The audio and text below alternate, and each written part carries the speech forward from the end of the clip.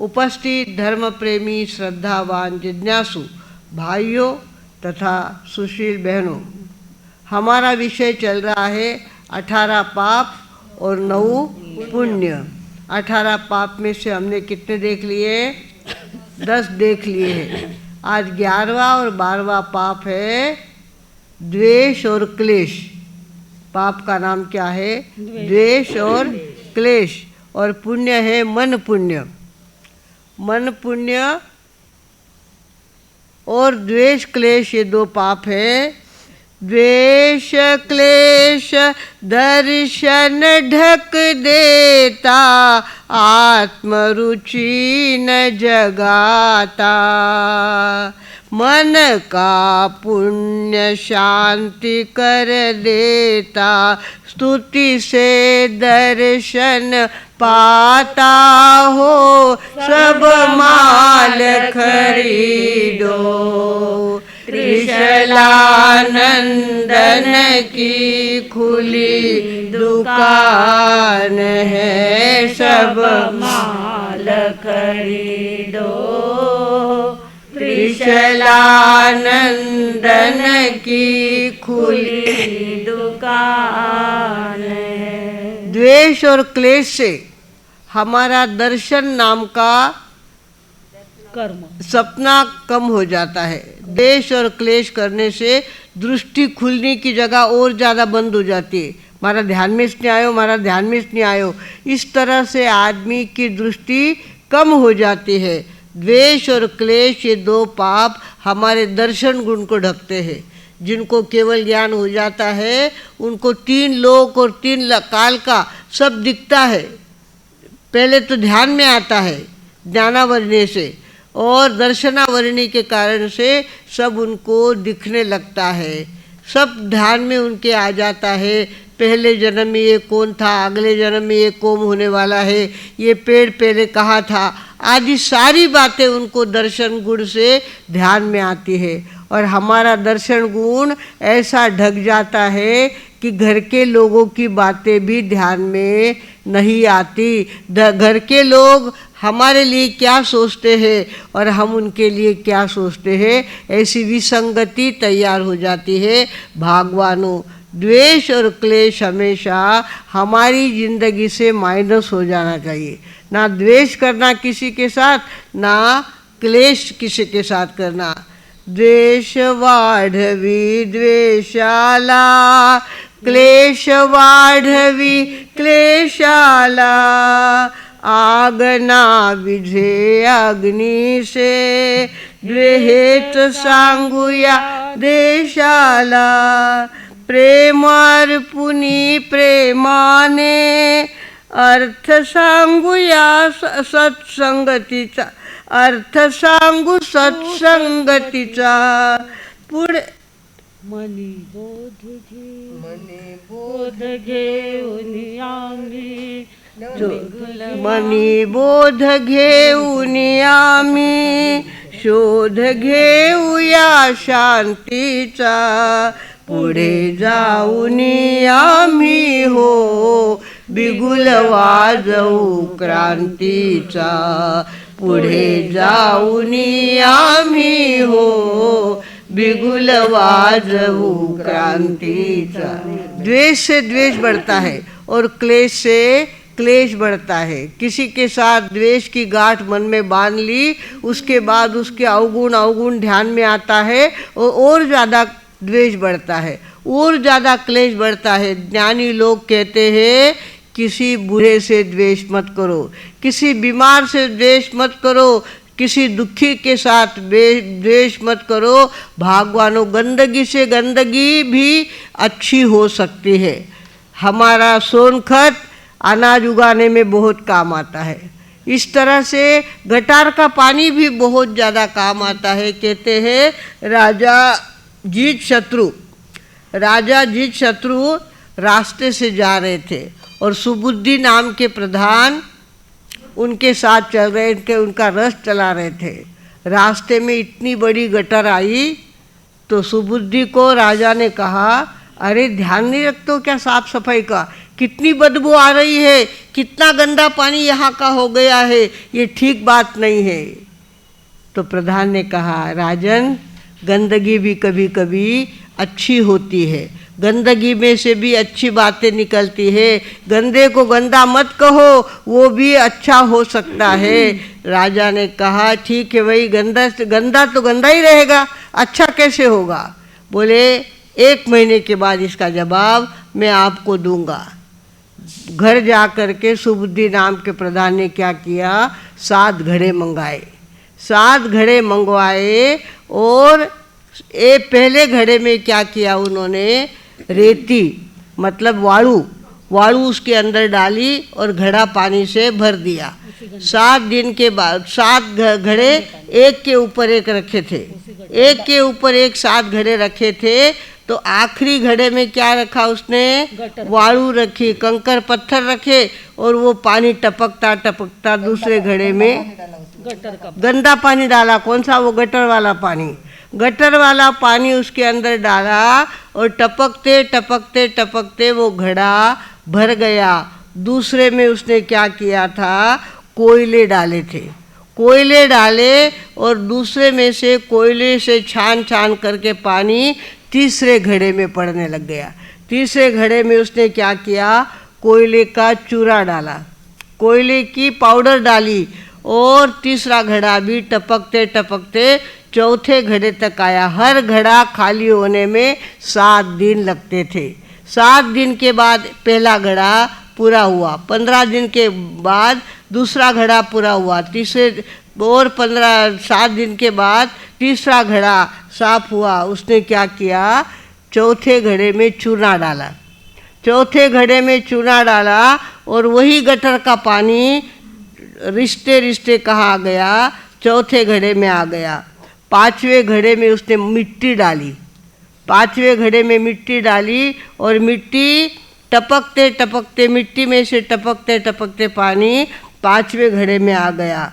छठे घड़े में उसने क्या डाला, राख डाली, राख। आप लोग ने देखा होगा धोवन पानी जब करते थे हम लोग तो पानी एकदम चकाचक हो जाता था, राख सारी नीचे बैठ जाती थी और पानी चकाचक हो जाता था। इसने भी क्या किया, छठे घड़े में राख डाली और राख के कारण 7वें घड़े में पानी जब गया वो पानी कैसा हो गया, निर्मल निर्मल और निर्मल पानी हो गया। उस 7वें घड़े में जो पानी टपका उसको ले जाकर उसके अंदर लौंग डाली, इलायची डाली और केवड़ा डाला। केवड़ा डाल करके वो पानी छान करके राजा के पास लेके गया। राजा को कहा, राजन आज ये पानी पीना आपको। राजा ने पानी पिया कि इतना बढ़िया पानी कहाँ से लाए, अरे कितना सुंदर पानी है, अपने घर में तो ऐसा पानी होता ही नहीं है, इतना अच्छा पानी कहाँ से लाए। उसने कहा, राजन वही पानी है जो गटर का पानी था, वही पानी ये है, किंतु मैंने उसके ऊपर प्रक्रिया की और शुद्ध पानी बनाया। और वो 7वें दिन पानी अच्छा बनने के बाद उसके अंदर लौंग, इलायची और केवड़ा डाल करके पानी को मैंने सुगंधित बनाया है और आपके लिए उपस्थित किया है, प्रस्तुत किया है। भगवानों, गंदी से गंदी चीज़ भी क्या हो जाती है, अच्छी बन सकती है। गंदे से गंदा आदमी भी अच्छा बन सकता है और वाल्याकोरी का वाल्मीकि ऋषि भी बन सकता है।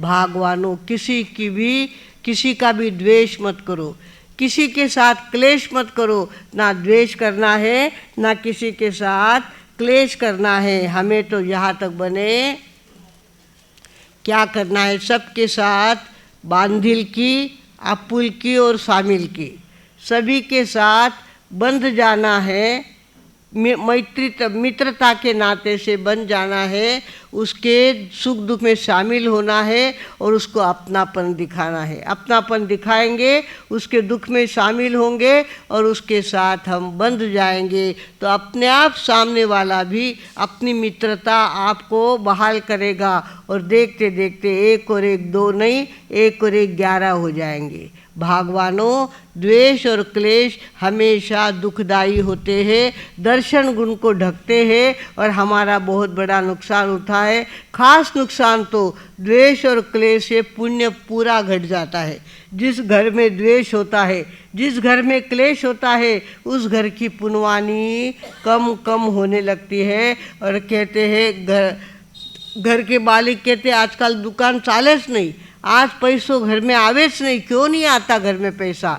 इसके लिए घर में जब शांति होती है, दया क्षमा शांति तेथे देवाची वस्ती, तो हमें चाहिए हम दया क्षमा और शांति के गुण को अपने घर में संभाल के रखें, कभी भी क्लेश ना करें, किसी से द्वेष ना करे। कोई बहू कैसी आती है, कोई बहू कैसी आती है, कोई नौकर कैसा होता है, कोई नौकर कैसा होता है, सबके साथ क्षमा और दया का भाव हमने रखा तो घर ज़्यादा अच्छा चलेगा। और आप कहेंगे कि मैं यानी सुधारूँ, तो सुधारने की बजाय और ज़्यादा बिगड़ेगा और जो फ़ायदा होना चाहिए वो फ़ायदा नहीं होगा। भागवानों, देश हो, घर हो, समाज हो, वहाँ क्लेश नहीं चाहिए और द्वेष नहीं चाहिए। द्वेष और क्लेश से पुण्य घटता है। गुजराती कवि ने गाया है, लड़ती झगड़ती आ दुनिया ने कदी, लड़ती झगड़ती दुनिया ने कदी, महावीर चिंध्या रहे जाऊ पड़ से, प्रभु महावीर चिंध्या रहे जाऊ पड़ से, प्रभु महावीर चिंध्या रहे जाऊ पड़ से। हिंसा ना तांडव मारा चनारा लोक ने, हिंसा ना तांडव मारा चनारा लोक ने, एक दी जरूर शर्माऊ पड़ से, प्रभु महावीर चिंध्या राहे जाऊ पड़ से, प्रभु महावीर चिंध्या राहे जाऊ पड़ से। चिंध्या राहे यानी दाखवलेल्या मार्गावर, प्रभु महावीरांनी दाखवलेल्या मार्गावर त्याला जावं लागणार आहे। लढती झगडती या दुनिया ने एक दी, जब हमारे देश में लड़ाई झगड़े होते हैं, तेरी मेरी होती है, राजकारणी लोग ऐसे भेद डाल देते हैं, उसके कारण से नुकसान किसका होता है? देश का नुकसान होता है। देश में बरसात नहीं होती, गर्मी नहीं जाती, ये सारी बातें क्यों हो रही है? कहीं पुण्य कम पड़ रहे हैं हमारे, कहीं पुण्य कम पड़ रहे हैं, जाड़ा झगड़ा हमारे द्वारा हो रहा है और जिस कारण से पुण्यवानी घटती है और जो चाहिए वो होता नहीं, नहीं चाहिए वो होते रहता है। भागवानों, हमें चाहिए कि हम द्वेष और क्लेश को अपने जीवन से क्या कर दे, ख़त्म कर दे। दो देरानी जेठानी घर में होती है, दोनों का 36 का आंकड़ा होता है, वाकई सो तो वाकई सो, वाकई सो तो वाकई सो। इस तरह से घर के अंदर अगर द्वेष और क्लेश चलता रहेगा तो आप कहो घर आगे कैसा आएगा? हमें कहा गया है कि इष्ट मिले आशा मिले, मिले खान और उपान, इष्ट मिले आशा मिले, मिले खान और उपान, तुलसी प्रकृति ना मिले जाकी खेचातान, तुलसी प्रकृति ना मिले जाकी खेचातान। और संसार तो इसी से भरा हुआ है। संसार में तो दो विपरीत लोग मिलते हैं, पहले एक आदमी और एक बाई, दो मिलते हैं, वहाँ से जो शुरुआत होती है तो चलता है, तब तक ठीक चलता है, और एक बार झगड़ा चालू हो गया, तेरी मेरी चालू हो गई, तो करते करते संसार को अलग प्रकार का वळन लग जाता है। देखते देखते उस घर को, जो बहुत बड़ा घर था, वो धीरे धीरे नीचे आने लगता है। भागवानों, हमें चाहिए हम द्वेष और क्लेश से बचने का ध्यान रखें, पर आदमी द्वेष और क्लेश से, द्वेष यानी घृणा करना, ईर्ष्या करना, सामने वालों को बुरा कहना, इसका नाम द्वेष है। और क्लेश यानी कटकट करना, बात बात में बात कहीं से कहीं ले जाना। इस तरह से द्वेष और क्लेश जब हमारे ज़िंदगी में उतर जाते हैं तो कहाँ तक पहुँच जाते हैं? कहते हैं दो दोस्तों के बीच में झगड़ा हो गया, दो दोस्तों के बीच में झगड़ा हो गया और वो झगड़ा इधर से उधर, उधर से उधर करते करते करते वो द्वेष बढ़ता गया, बढ़ता गया, बढ़ता गया। इसने उसको मारने का प्रयत्न किया और उसने उसको मारने का प्रयत्न किया, पर एक व्यक्ति तो अपने दोस्तों को मार नहीं सका। कई प्रयोग उसने किए पर उसके पुण्य ज़्यादा थे, उसको मार नहीं सका। तो उसने क्या किया, जिस घर में, जिस गांव में उस दुश्मन मित्र का घर था, उसके पड़ोस का जो जंगल था, उस जंगल में जाकर के वो सो गया। कौन? दूसरा, जिसको बदला लेना था अपने मित्र का। तो इसके लिए वो पड़ोस के जंगल में जाके सो गया। साधु ने कहा, भैया यहाँ क्यों सोए हो? यहाँ तो जंगली जानवर आते हैं और आदमी को खा जाते हैं, इसीलिए तो सोया हूँ मैं। जंगली जानवर आएंगे, मुझे खा लेंगे और उसके बाद उसके मुंह को आदमी का खून लग जाएगा। फिर वो क्या करेगा, पड़ोस के गांव में आएगा और पड़ोस गांव में आते आते आते एक दिन मेरे दोस्त के घर भी वो पहुंच जाएगा, मेरे दोस्त को खा लेगा, तब मुझे शांति होगी। क्या कहा? अनंतानुबंधी क्रोध ऐसा होता है। दोस्त को जब तक वो जंगली जानवर खा ना ले, मैंने मारने के बहुत प्रयत्न किए पर कुछ भी फायदा हुआ नहीं। अब आखिरी उपाय मैंने किया है कि पड़ोस के गांव में ये जंगली जानवर जाएगा और क्या करेगा, मेरे दोस्त को खा लेगा, तब मेरी आत्मा को शांति मिलेगी। भगवान देखो कैसे लोगों की भावना होती है, कैसे लोगों की लेशा होती है। एक पिता मर रहे थे, एक पिता मर रहे थे और उसके 5 लड़के थे। तो पिता ने, लड़कों ने पूछा, बाबूजी आपकी आखिरी इच्छा क्या है? उसने कहा, एक काम करो, पड़ोस वाले घर में जा कर के उस आदमी को क्या करो, लेके आओ, उसके टुकड़े करो और पुलिस को समाचार दे दो कि इन लोगों ने टुकड़े किए हैं, इन लोगों ने टुकड़े किए हैं। जब उसके टुकड़े होंगे, पुलिस वाले उसको पकड़ के ले जाएंगे, तब मेरी आत्मा को, जिंदगी भर इनके पड़ोस में मैं रहा पर कभी इन्होंने प्रेम नहीं किया, हमेशा मेरे साथ द्वेष किया, इनका बदला मैं लेना चाहता हूँ, मेरे आत्मा को शांति मिले, ऐसा तुम्हें लगता हो तो पुलिस में समाचार दे देना। जब पुलिस वाले हाथ कड़ी पहना करके उसको ले जाएंगे पुलिस थाने में, तब मेरी आत्मा को शांति मिलेगी। भगवानों, ये कृष्ण लेशा है। कृष्ण लेशा द्वेष और क्लेश को बढ़ाती रहती है, अपने जीवन में कभी भी शांति आने नहीं देती। हमारा अंगूठा है, हमारी अंगुली है, एक दूसरे के विरोध में है कि नहीं? अंगूठा अलग है, उंगलियां अलग है, पर अंगूठा ना हो तो कवा लेना आएगा क्या? वस्तु उठाना आएगा क्या? वो विपरीत है, इसके लिए आ रहा है। विपरीत भी कभी कभी बहुत ज़्यादा उपकारी होता है। विपरीत होना कोई बुरी बात नहीं है, पर विपरीत को अनुकूल कर लेना ये बहुत बड़ी बात होती है। भगवानों, ज्ञानियों ने कहा है, द्वेष और क्लेश से अपने आप को बचाने का ध्यान रखना। जहाँ तक बने गाली गलौज का उपयोग नहीं करना। घर घर में गाली होनी ही नहीं चाहिए, और ख़ास करके जैनों के घर में गाली देने की आदत कभी नहीं होनी चाहिए। भगवानों, इस तरह से गालियाँ देते हैं, उससे क्या होता है, अशुभ परमाणु तैयार होते हैं, निगेटिविटी हमारे घर में घुस जाती है, और ऊपर से देवी देवता कभी कभी जाते हैं, वे तथास्तु तथास्तु तथास्तु करके जाते हैं। और उसमें अगर मान लो हमने कह दिया जा उठने मर जा, ऐसा कहा, तो वो सचमुच में उसको बीमारी आएगी और वो मरेगा। नुकसान किसका होगा? आपका नुकसान होगा।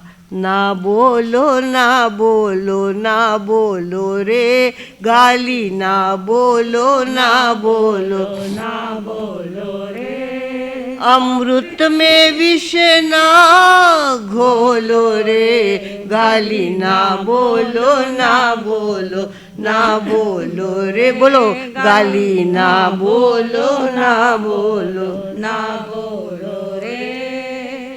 मीठे वचन है अमृत की प्याली, मीठे वचन है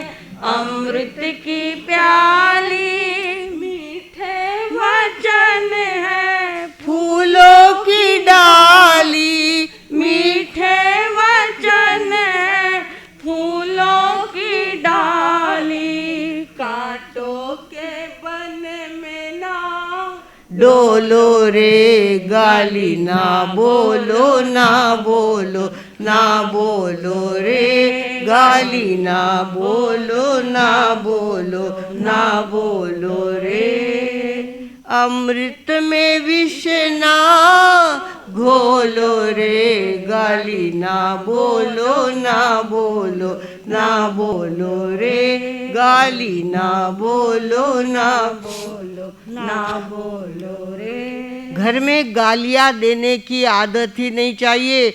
गलत शब्द मुंह से निकलते हैं, सामने वाले को चुभ जाता है और वो उसका बदला दूसरी रीति से लेता है और घर में क्लेश चालू हो जाता है। भगवानों, घर में पहली भाषा ही कैसी चाहिए? सुसंस्कृत भाषा चाहिए। सुसंस्कृत हमारे यहाँ तो अरे तुरे की भाषा चलती है। मध्य प्रदेश के अंदर आप जाओगे, वहाँ कभी भी ऊंची भाषा बोलते हैं। मारवाड़ के अंदर, राजस्थान के अंदर तो झगड़ा भी करेंगे ना टांगे वाले, तो वे कहेंगे मालूम है आप किसा हो।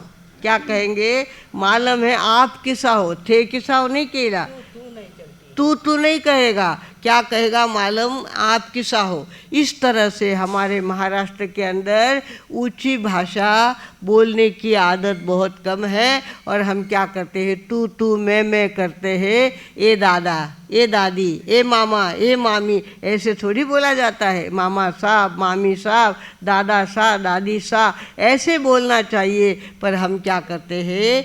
एकेरी भाषा बोलते हैं, हल्की भाषा बोलते हैं और जिसमें पता नहीं कब अशुभ परमाणु हमारे घर में चले आते हैं और कैसा क्लेश हमारे जीवन में निर्माण हो जाता है। भगवानों, हमें चाहिए द्वेष और क्लेश से अपने आप को बचाने का ध्यान रखेंगे। हमेशा कोई भी बात बनती हो तो एक दूसरे को चुप कर देना। अबे बोल मोती इर आगे बोलने को उगस बात बढ़ जाएगा।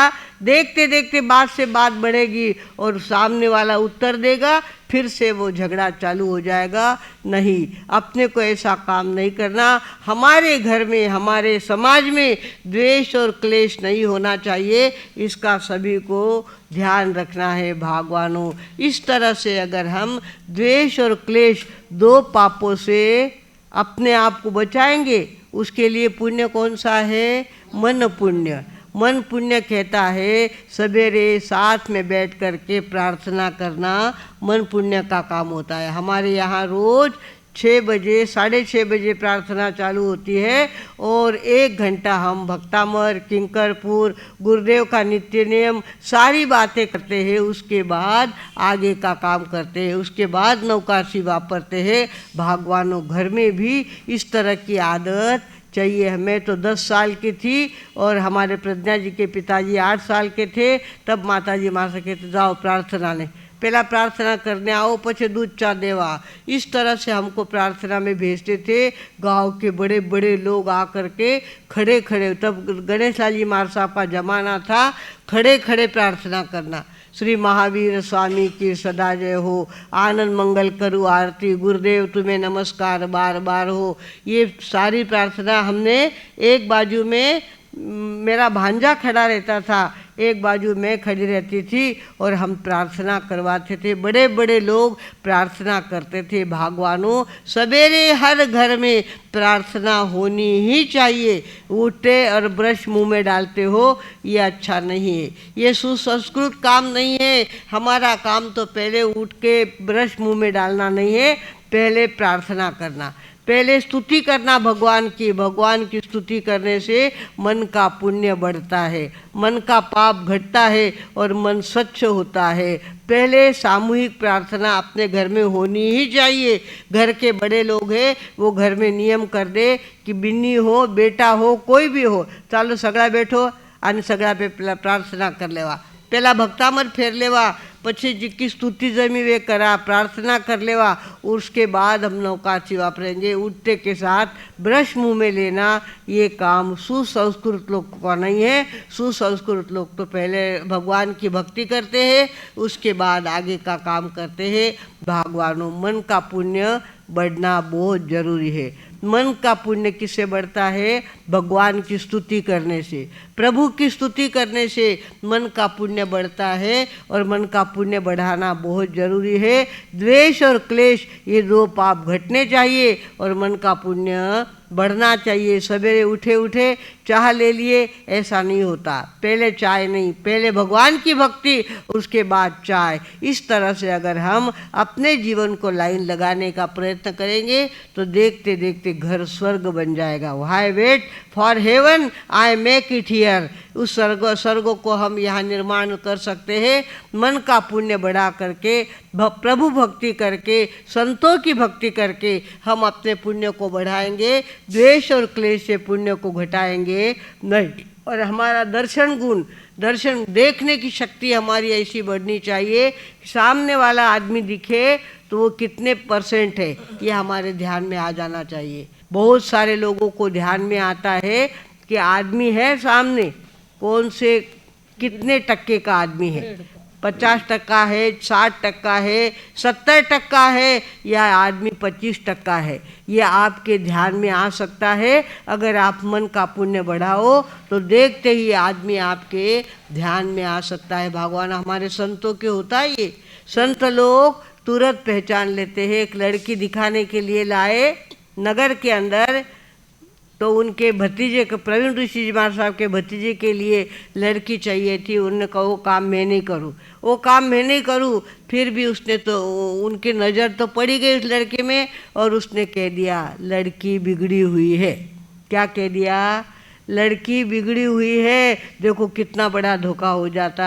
लड़की बिगड़ी हुई कहते ही बात वहीं के वहीं रुक गई। भगवानों, हम लोग घर में बहू ले आते हैं, उसके बाद पता चलता है कि बहू तो क्या कर रही है, किसी दूसरे लड़के से बात कर रही है, मोबाइल पे बात कर रही है। उसका अफेयर चल रहा था और बीच में सगाई हो गई और बीच में शादी कर दी। वो शादी करके यहाँ आ गई तो उसका मन कहा वो दूसरी जगह था। और फिर घर वालों को इतना बड़ा धोखा हो जाता है, सोडावत पळत अंधरावत डसत। अशा प्रकारची स्थिति होते कामा नये। भगवानों, हमारी दृष्टि ऐसी चाहिए कि देखते ही व्यक्ति ध्यान में आ जाए। व्यक्ति के ध्यान में आते ही हम डिसीजन लेने में एक्सपर्ट हो जाते हैं। डिसीजन क्या लेना है हमारे ध्यान में आ जाता है। दर्शन कब बढ़ेगा? दर्शन गुण कब बढ़ेगा? जब मन का पुण्य बढ़ाएंगे। और मन का पुण्य बढ़ेगा तो घर में द्वेष ना होगा और ना क्लेश होगा। हमारे घर के द्वेष और क्लेश हम बंद करें, हमारे घर का पुण्य हम बढ़ाएं और हमारी घर की दृष्टि ऐसी करें कि कभी हमको कोई धोखा हो ना सके। भगवानों, इस तरह से 18 पाप और 9 पुण्य को देखते देखते हम कहाँ पहुँच गए? 11वां पाप और 12वां पाप देखा है। 11वां है द्वेष और 12वां है क्लेश। क्लेश भी करना नहीं है, द्वेष भी करना नहीं है। और इधर पुण्य कौन सा है हमारा? मन पुण्य। पहले देखा अन्न पुण्य, फिर पान पुण्य, फिर लयन पुण्य, शयन पुण्य, वस्त्र पुण्य, और आज का कौन सा देखा है? छठा मन पुण्य देखा है हमने। भगवानों, इस तरह से 18 पाप और 9 पुण्य हमको देखना है। धीरे धीरे देखते जाएंगे। आज इतनी बातें आपके सामने रखी है, हमने टन भर सुनाया है। आप कण भर भी आचरण में लाओगे तो आपका कल्याण होगा। हमारा काम है अच्छी बातें आपके सामने परोसना और आपकी ज़िंदगी में प्रकाश बढ़ाना, ये हमारा काम है। इसके लिए हमने आपके सामने ये बातें परोसी है। आप इसको ज़रूर अपने जीवन में उतारेंगे। इसी सद्भावना के साथ अब मैं विराम लेती हूँ। ओम शांति।